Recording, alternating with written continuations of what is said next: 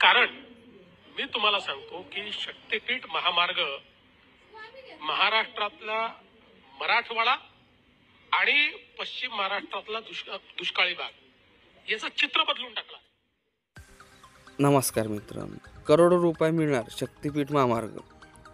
चला जाणून घेऊया पूर्ण माहिती। या जिल्ह्यातून जाणार शक्तीपीठ महामार्ग। तुमचा जिल्हा आहे का यादी चेक करा।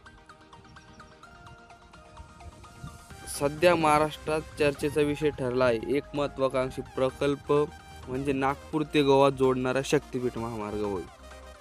हा 6 पदरी महामार्ग केवळ प्रवासांचा वेळ कमी करणार नाही तर धार्मिक आणि आर्थिक दृष्टिकोनातून राज्यासाठी क्रांतिकारी ठरणार आहे। विदर्भ, मराठवाडा, पश्चिम महाराष्ट्र आणि कोकण विभागातील 12 जिल्ह्यांना जोडणाऱ्या या महामार्गामुळे महाराष्ट्राच्या विकासाचा वेग निश्चित वाढणार आहे।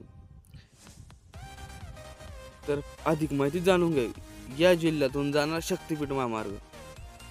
हा महामार्ग खालील जिल्ह्यामधून जाणार आहे, त्यामुळे तुम्ही तुमच्या जिल्ह्याचे नाव या यादीत आहे का ते पाहू शकतात। वर्धा, यवतमाळ, नांदेड, हिंगोली, बीड, लातूर, धाराशिव, उस्मानाबाद, सोलापूर, सांगली, कोल्हापूर, सिंधुदुर्ग। हा प्रकल्प सुमारे 8615 हेक्टर जमिनीवर उभारला जाणार असून तो 371 गावातून जाणार आहे। MSRDC या प्रकल्पाची अंमलबजावणी करत असून भूसंपादन प्रक्रियेला गती मिळालेली आहे। शेतकऱ्यांचा विरोध आणि सरकारची भूमिका। या प्रकल्पामुळे काही शेतकऱ्यांच्या जमिनी संपादित केल्या जात आहेतच।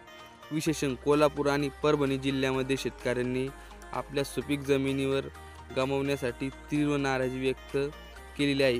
त्यांना दिला जाणारा मोबदला अपुरा असल्याचे मतही व्यक्त केले गेले आहे। सरकारने मात्र बाजारभावाच्या दुपटीने मोबदल्याचे आश्वासन देण्यात आलेले आहे, परंतु अनेक शेतकऱ्यांना आपल्या भवितव्याची चिंता सतावत आहे। त्यामुळे या प्रश्नावर शासन आणि स्थानिक नागरिकांमधील संवादातून न्याय्य तोडगा काढणे आवश्यक आहे। प्रकल्पाचे फायदे आणि आव्हाने। फायदे: प्रवासात मोठी बचत। नागपूर ते गोवा प्रवास केवळ काही तासात पूर्ण होतील।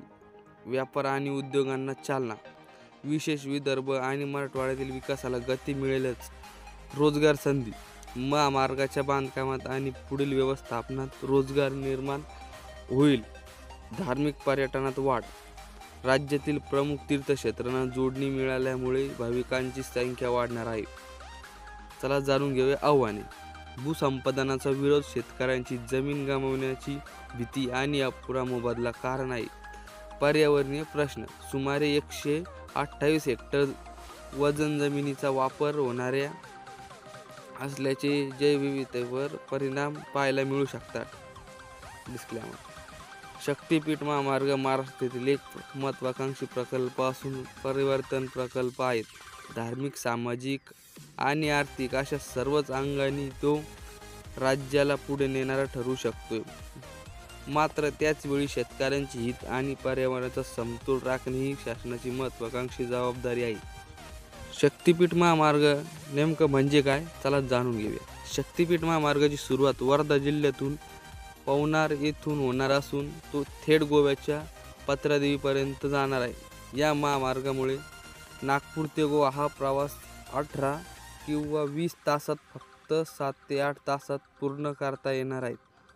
हा महामार्गाला शक्तीपीठ हे नाव देण्याचे मागे एक महत्त्वाचे धार्मिक कारण असल्याचे सांगितले आहे। महाराष्ट्रातील महत्त्वाच्या देवी स्थळांना जोडणारा हा महामार्ग असेल। कोल्हापूरची महालक्ष्मी माता, तुळजापूरची भवानी माता, माहूरची रेणुका माता आणि सप्तशृंगी देवी या प्रसिद्ध शक्तिपीठांचा समावेश करण्यात आलेला आहे। त्याचबरोबर पंढरपूरचे विठ्ठल मंदिर, औंढा नागनाथ, परळी वैजनाथ आणि नांदेडचा गुरुद्वारा अशा प्रमुख तीर्थक्षेत्रांना जोडणी मिळणार आहेत। त्यामुळे भाविकांचा प्रवास अधिक सुलभ होणार आहे।